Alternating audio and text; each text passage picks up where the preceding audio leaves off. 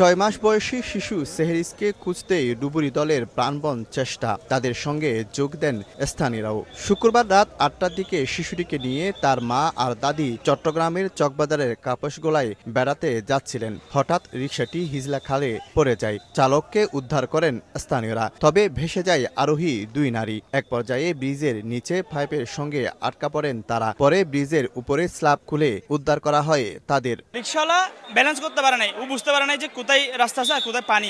এটা সমতলে গেছিল, এদিকে নিচে স্পিডে যাওয়ার সময় উল্টে গেছে। মোড় পরাগতে রিকশা যখন ঘোরাচ্ছে তখন রিকশাটা স্লিপ হয়ে ওখানে আপনার এই ড্রেনে পড়ে গেছিল।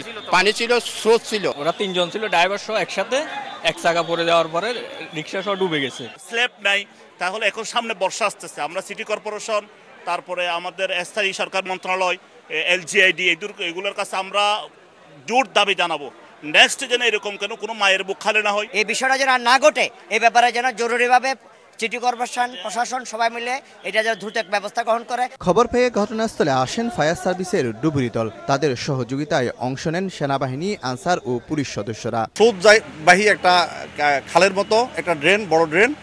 আমরা সার্চ করে দেখছি বাচ্চাটা এখানে আসেন কিনা, বা যদি স্রোতের কারণে অন্যদিকে চলে যায় সেটাও আমরা দেখছি যে কতটুকু সম্ভাবনা আছে, কোথায় পর্যন্ত যেতে পারে।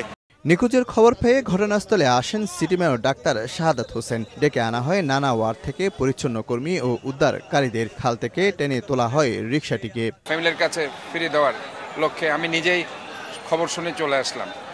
আমরা উদ্ধার তৎপরতা চলছে। আমরা ডুবুরি আসছে, ফায়ার ব্রিগেডের লোক আসছে। অটোরিকশা চালানো যাবে না, আইনকে ইমপ্লিমেন্ট করার জন্য বলে দিয়েছি আমরা ট্রাফিক বিভাগকে, যেখানেই তাদেরকে পাওয়া যাবে না কেন তাদেরকে শাস্তির আওতায় আনতে হবে।